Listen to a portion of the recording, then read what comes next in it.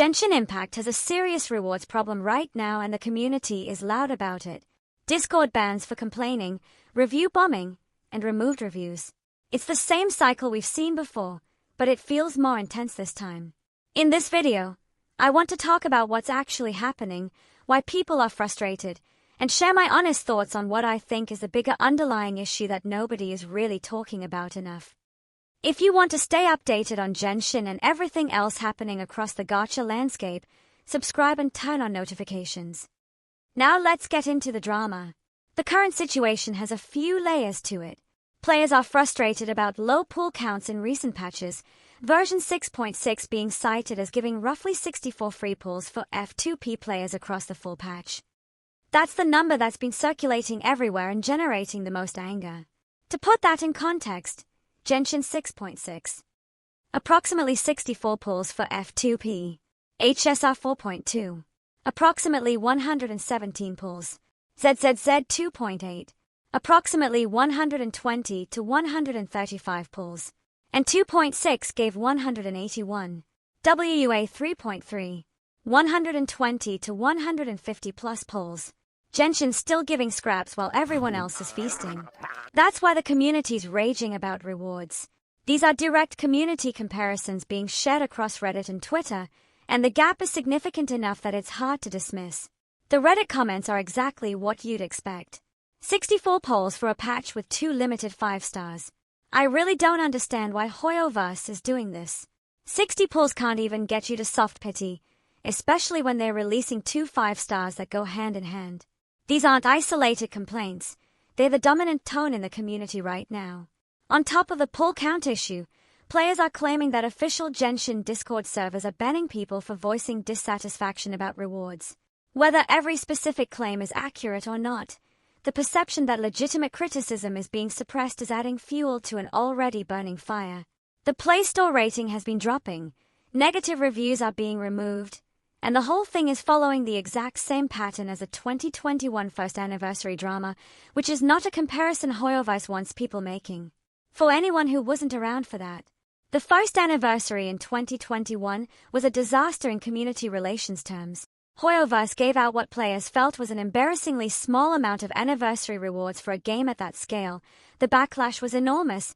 People review bombed the Play Store, and in one of the more chaotic moments of gacha game history, players started leaving 1-star reviews on completely unrelated apps like Google Classroom because they couldn't post enough on the Genshin page. It became a genuine internet moment. Hoyoverse eventually added compensation, the rating recovered, and then essentially nothing structurally changed about how rewards are distributed. 5 years later, here we are again having the same conversation. That's the part that frustrates long-term players the most. It's not just that any individual patch feels light, it's that the reward structure hasn't meaningfully evolved despite the game's enormous success and revenue over that period. One comment on Twitter put it well, the problem isn't that we're getting less, it's that we're not getting more year after year. Now here's where I want to share my actual opinion, because I think the poll count discussion is real, but it's actually the secondary issue. The bigger problem, the one that I think is genuinely damaging the game's long-term player experience, is how new characters are being designed with team and reaction restrictions built in. This has been escalating for a while. The Nod Cry and Luna reactions are a clear example. New enhanced reactions frequently require specific characters from the current cycle to fully enable. They can crit in ways base reactions can't. They have scaling that older units simply can't access. And the result is that your existing roster feels progressively less relevant if you don't keep pulling into the new cycle's units. And now with Snezhnaya coming, there are real concerns in the community, based on leaks and the direction of the Stellar reaction system, that this pattern is going to continue or escalate. New Creo Fachui faction buffs, environmental mechanics that favor new characters, reactions that heavily reward pulling the new Snezhnayan roster specifically. Compare this to how Genshin worked in the early years. The elemental reaction sandbox was flexible, you could build creative teams across regions and elements. Bennett worked everywhere, Kazuha worked everywhere, Xiangling worked everywhere.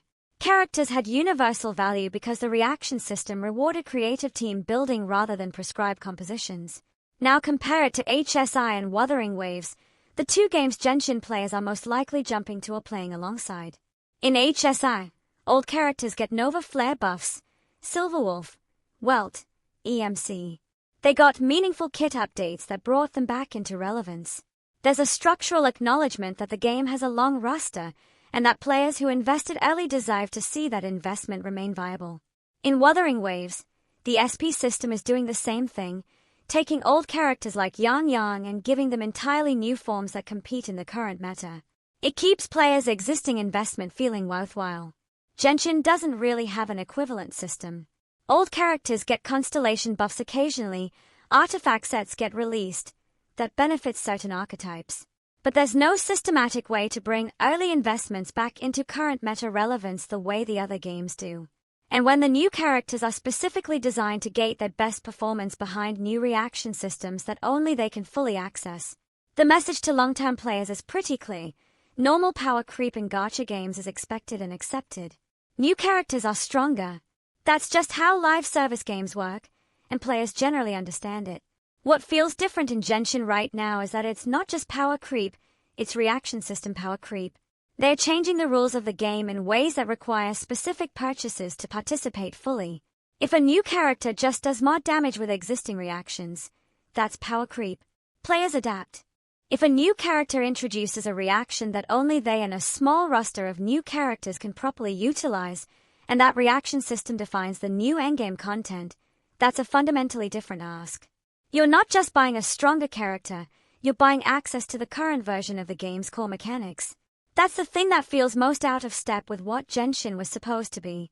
And it's why conversations about rewards and stinginess carry so much weight, because when the game is increasingly asking you to pull for new teams to access new mechanics, and it's giving you 64 pulls per patch to do that with, the math genuinely doesn't work for most players. My honest take, Genshin needs two things: better baseline reward income that reflects the game's success and the real cost of participating in the current meta, and some form of systematic way to keep older characters relevant, whether that's an SP system, a Nova Flare-style rework event, or something else. The community frustration is legitimate. The review bombing and Discord drama are symptoms of a player base that feels unheard. Whether this cycle ends with meaningful change or just another small compensation package before everything resets, that's what people are watching for right now. That's my honest take on the current Genshin situation. The rewards drama is real, but the deeper issue is how character and reaction design has shifted in ways that feel exclusionary to long-term players. Let me know what you think in the comments. Do you think Genshin needs to change direction, or is this just normal gacha evolution? Subscribe so you don't miss any updates. Leave a like if this was useful. Thanks for watching. See you in the next one.